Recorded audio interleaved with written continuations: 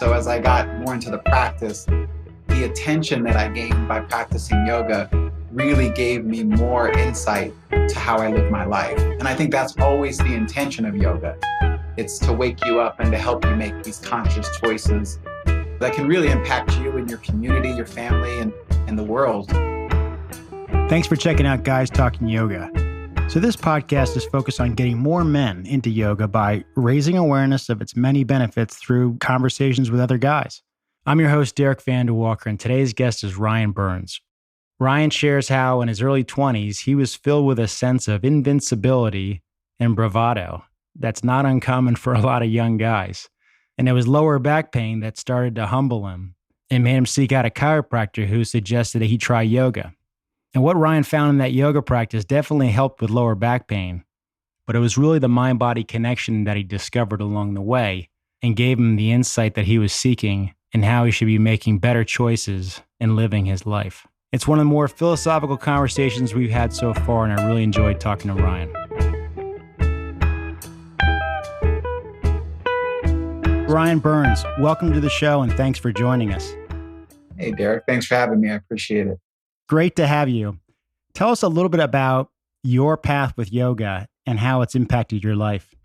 Yoga found me, and I do think everything I've experienced from yoga is truly grace. It's nothing that I made myself better. It was almost like I was in a path to not understanding the realization of who I could be, and yoga turned that bus around for me.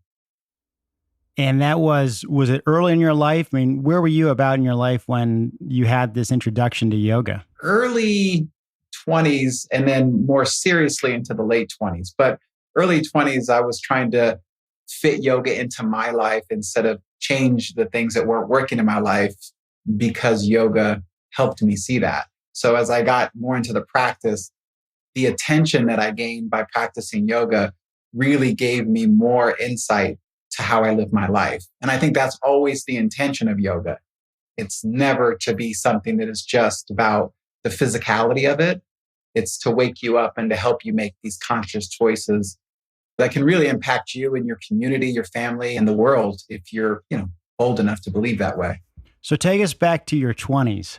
And I love all what you said. We're going to come back to that a little later and talk a bit more about your practice. But take us back to your 20s. Where were you living? What were you doing? And who was the person or the event that introduced you to yoga? Okay. So Southern California, born and raised, and, arrogant, cocky, just kind of knew that I had something, but was living beyond what I could actually do with that something. Meaning like I was trying to lead with arrogance instead of have this really, truly authentic version of myself show up. So basically faking my way through life to not feel scared or out of control or uncertain about what the future holds. An event that kind of introduced me to yoga is that I just had a little bit of back pain. I was a basketball player, played in high school and mostly recreational. Southern California, beautiful weather. So most of my buddies would play 3, 4, 5 nights a week and then on the weekends. And so it was a pretty serious competitive thing that we did, and playing outside on the asphalt or the concrete kind of beats you back up a little bit, your knees. And so I just was like, I want something to help me out. And after I kind of found some initial disc DVDs by this guy, Rodney Yee, he just had a simple core and back, and I started feeling better. So I just kind of got turned on to the idea of what this could do. And obviously at that age, I think most of us in our 20s don't have much depth. So little by little, I started to really want to experience more of myself. So right from the get-go, you saw the benefits just physically. It helped your back pain right away? Or was it something that over time you really just noticed that whether it was a sense of agency or just being stronger in your legs and your back, that the back pain went away? I think it was more of this idea that I felt integrated. I was very disjointed before, using parts of my body, but not as an integrated whole. So the practice kind of started to make me feel more integrated. So when I walked or whatever, I didn't necessarily pull myself out of alignment as easily as I was doing before, prior to the practice. I feel it's an overlooked benefit or an unrealized benefit that a lot of people don't connect the dots on in the beginning because they're basically just trying to figure out how to do a down dog or do Warrior 3 or some type of pose. Right. But over time, when your body becomes more supple and stronger and more tuned in, it does totally feel integrated. And whether you're hitting a tennis ball or you're shooting a 3-pointer or you're on the ski slopes or a surfboard, there's an awareness that you feel. And for a lot of people, just having that sense of integration does a lot, both on managing pain, avoiding injury, but also just moving better and moving with intention and knowing what you're doing. And most people don't ever consider, too, that tension in the body results in abnormal thinking and mental unrestlessness. But again, when you're free of tension and you're integrated, you start to experience the benefits, not only physically, mentally, and in kind of a soulful way. But again, the more tension we hold in our body, the more it affects us in ways that we're not conscious of until we become free of it. Absolutely. So let's go back to the Rodney E DVDs. How did your practice evolve from the DVDs? Did you start going to studios? Did you start exploring more with those in the yoga community? How did it evolve? Yeah, I went to a chiropractor who had some of the yoga instructors get chiropractic adjustment from him. He recommended that I come in to take the yoga classes they offered for Bikram yoga classes, place in Costa Mesa. And I was like, well, yeah, let me try this. And like I said, I play basketball kind of, I'd say 3-4 nights a week, plus on the weekends. And so this was a Saturday. And in lieu of the basketball, I decided to go to yoga. And looking back, I mean, basketball was definitely beating me up by jumping up and down on these concrete asphalt courts. And yoga was asking me to kind of, again, heal, repair, integrate. So I went to the class. Young lady taught it. I don't really remember much about her, but I do remember there was this subtle radiance about her. And I don't remember any facial features or any kind of body dimensions or anything like that, other than there was a radiance that I just knew she had a way of portraying important information to me. And I didn't know what it was at that time. I just knew that I should be paying attention. And so I did. And then from there, I kept going back and moved actually across the country to the East Coast. And on the East Coast, met the friend that we shared, Johnny Gillespie, and ended up taking a lot of vinyasa and not as much Bikram, but with an idea of what Bikram offered. Johnny has taken it and making it a little bit more of his style of teaching it. So I practiced those two together for, I would say with Johnny at his studio, I'd say 12, 13, if not more years. I don't necessarily gauge my practice on years anymore. I just keep showing up because I know I need it. And whatever year it is, it's not a big deal for me. But it's been quite a while now. Yeah, that's a great point. I got introduced to yoga 20 years ago, but it's not like my practice sequentially, improved year after year the exact same way. It's not the stock market, right? It's not the stock market. Right. It's funny. Even when I have injuries, let's say I've injured myself in hockey or just other things that happen in life, I do initially regret not being able to do certain things and certain yoga poses because I've injured my wrist in hockey. I can't put weight on it, but it just becomes another opportunity to work on your practice. Yep. And if you've got a weak wrist, well, how are you going to support that wrist or not use that wrist and work on other things? So you can support those injuries with blocks and bolsters and walls, or you can work on something else and you let that body part heal. And that's part of the practice. So I really appreciate you saying you don't see your practice in years. It sounds like you sort of see it in just either a felt sense of knowing, or you just see it as just greater wisdom and awareness in your body. And that's constantly fluidly evolving and growing.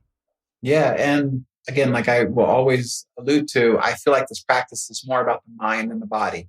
There's this intimate connection. And I think we are so, at this time in our evolution as a society and as a species, so disconnected from the idea of training the mind. And Eastern philosophy has really always been more purposeful with training the mind. And I feel like some of the Eastern disciplines that now we've brought to the West are losing their authenticity because people aren't staying with that idea that it's not just the physicality. There's a whole beingness that's involved between the mind and the body. And if the mind's undisciplined, it doesn't matter what the body, quote, looks like, because it's still disconnected from the intimacy of what the mind is trying to direct it to understand through the wisdom of just kind of biofeedback, so to speak. So you've always had this awareness. Do you know where that awareness came from? Was there something you were introduced to when you were younger as far as thinking about things from an Eastern philosophical standpoint? Or is this something that you just embodied and developed along the way?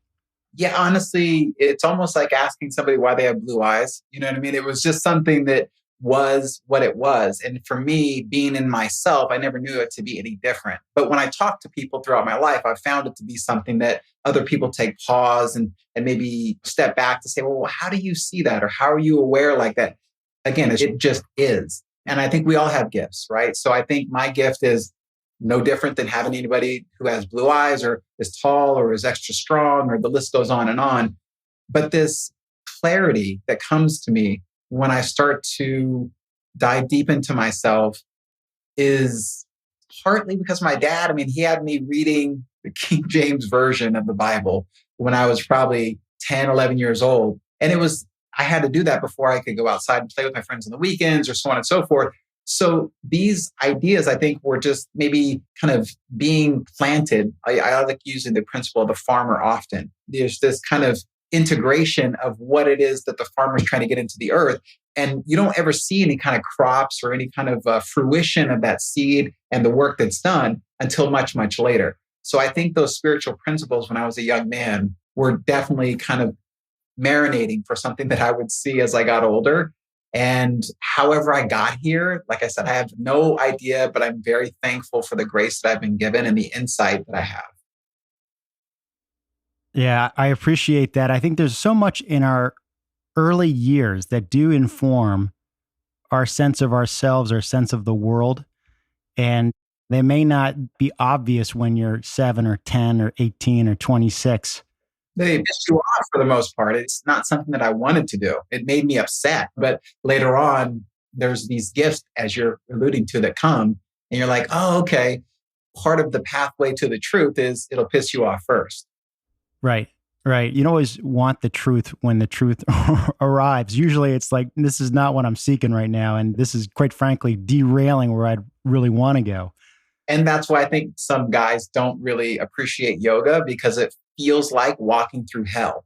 If you're a muscular dude and you come into yoga, or if you're a egotistical macho, which again, the masculine unconsciously can lean toward, right?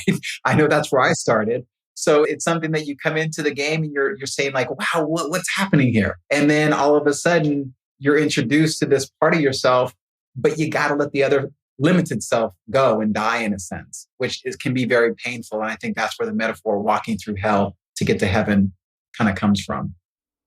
Yeah. Yeah. Richard Rohr, who's a Christian theologian, talks about sort of a false self that eventually you sort of shed later in life, or life will help you shed.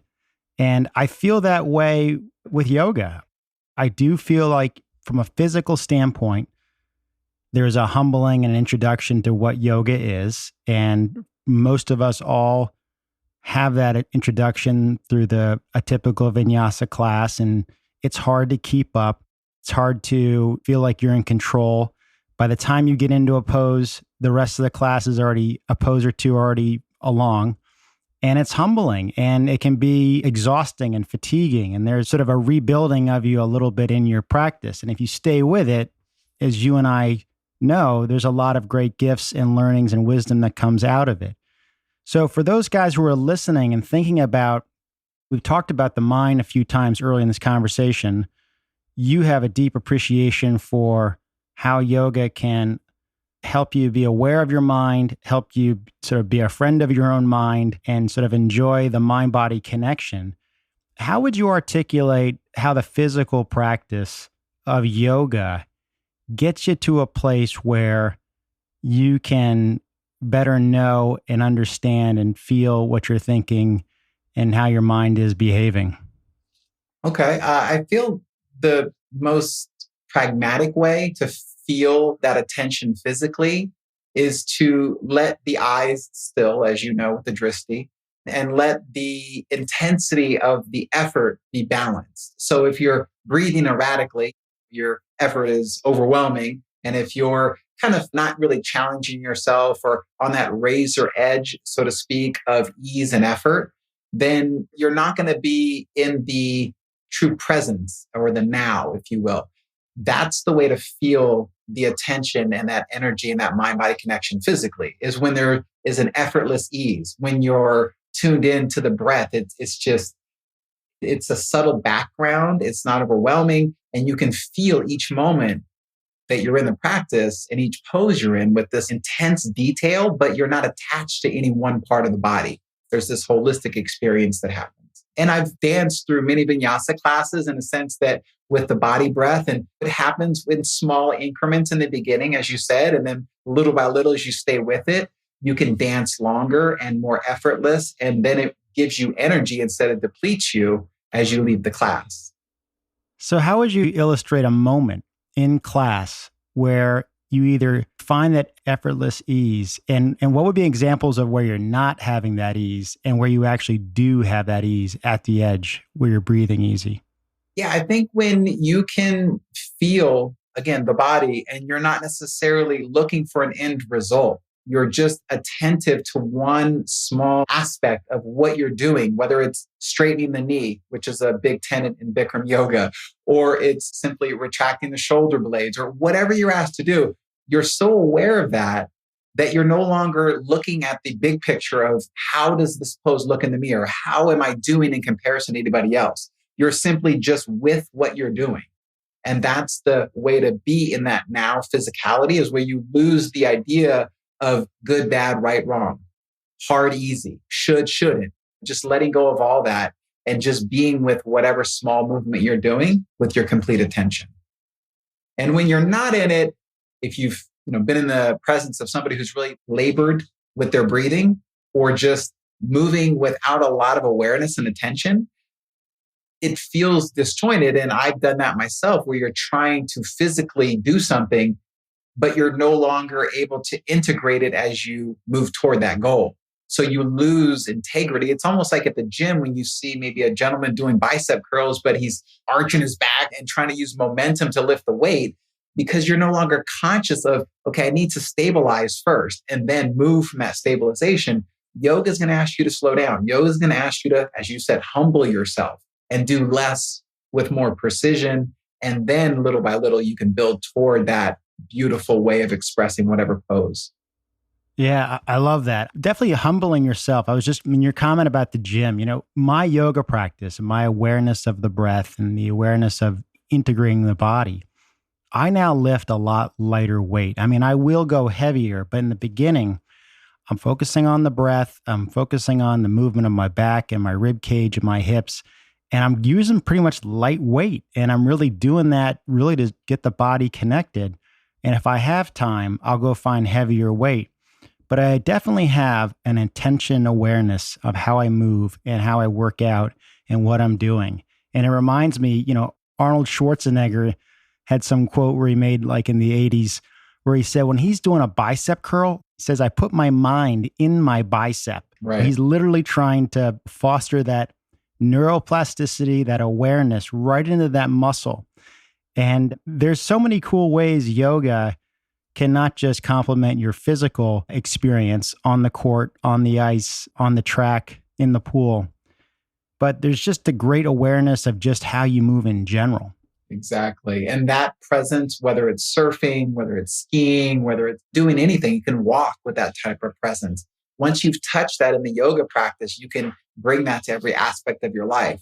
There's an ease when you're driving. There's an ease that you connect to in challenging moments of your life. It doesn't always have to be reactivity. And I think that's one of the things I've learned the most about in my life and my practice is being less reactive, being able to be with whatever I'm feeling and not have it overwhelm me to the point where I no longer have a conscious decision on how I'm going to respond. Reactivity is huge. I feel you in the fact of definitely being aware of your mind. And in the past, it was if I'm upset or angry or sort of down in the dumps about something, I'm even now equally aware of when my mind's in a great place and you're very excited about something. You're not paying attention because you're so fired up because something great just worked out. It's great to enjoy that. But at the same time, don't lose yourself too much in that excitement around something.